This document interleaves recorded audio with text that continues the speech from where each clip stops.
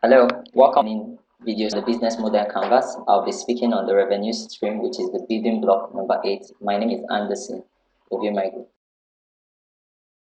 When we talk about revenue, we're talking about the income streams of any form of business, irrespective of the business that you're going into or the business you're already in, be it a merchandising business, a construction or manufacturing business, or a service-oriented business. You want to be looking at things like your customer segment, the products you're going to offer them, and how they would like to pay you or how they've been paying, and definitely how you want to improve on things. In terms of your revenue streams, you need to have a grasp of the products and services you are offering, which is essentially based on the value proposition that you have. So you want to see things like how frequently do you want customers to be paying you? It needs to be factored in. How do you want them to be paying you? Is it an offline model? Is it an online model you want to engage?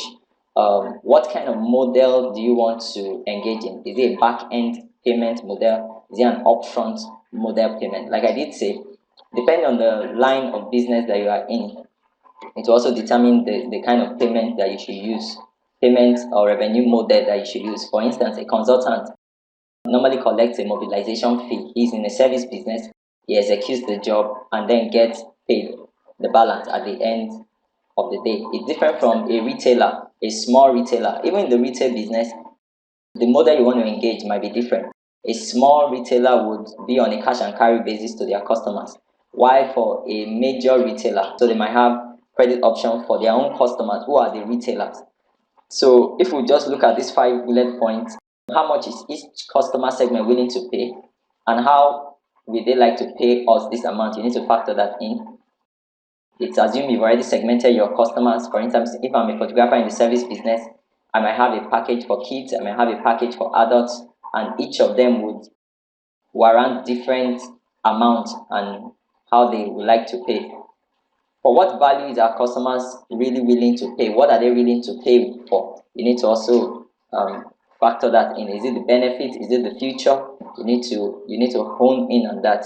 And what are they currently buying and paying for? You need to consider your competitors in this aspect and how would they prefer to pay. That they are paying in a specific method now does not mean that's how they would prefer to pay. That's where the advent of different online payment systems are springing up now because it brings more convenience to a lot of customers. Then you want to consider each of these your revenue stream. What do they really contribute to the bottom line? Don't forget the 80-20 principle that says that 80% of your activities will yield 20% of your results, and 20% of your activities will yield 80% of your results. Now, in terms of revenue streams, you can get revenue either by an asset sale, which is an outright sale. You have a product that you sell, or a usage fee. A usage fee is almost like a rental fee per use. Somebody can pay. Microsoft has a licensing fee whereby you renew annually. They don't sell you their package, especially the enterprise packages, one off. No. Then some other services have subscription fees, like some magazines before the free model, some top magazines like Time magazines, they have subscription fee. You pay either annually or quarterly, depending on how you want it. Then your own type of business could be a brokerage method whereby you connect two people who wants to do business and you get paid on fees. Or you could also be considering the freemium model which Google uses, because Google does not charge people for using their services, which are their users. But their customers are people that advertise on Google and make those things available. You also have the fixed pricing and the dynamic pricing. In terms of a fixed pricing, you could have a list price. Like if you go to Computer Village at Otigba, you see they have a list of items, hard disks, so 3 gigs, so amount, memory, 4 gigs, so amount. So you have a list price. It's almost like a supermarket model. If you walk into shop right now, you will just see the products have been tagged. Or you could also base your pricing in the fixed pricing model on the feature of one of the products. Or it could also be customer segment dependent or volume dependent. In terms of volume dependent, you can have something like you buy one for 10 naira, you buy 5 for 8 naira each. So the more you buy, but it's fixed. If it's 5 you're buying, you buy at 8 naira. If you buy one, you buy at 10 naira. While dynamic pricing is fluid, it could be a negotiation basis. It could be a negotiation basis, like for consulting. Clients, when you give them a specific price, because it's an intellectual property business, which is dynamic, it's subjective, so to speak.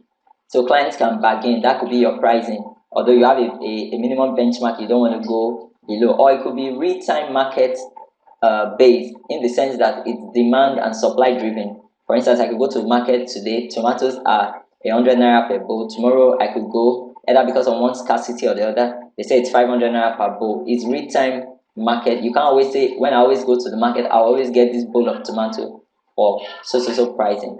So I would like us to look at our business, look at the possible revenue streams, possible product lines.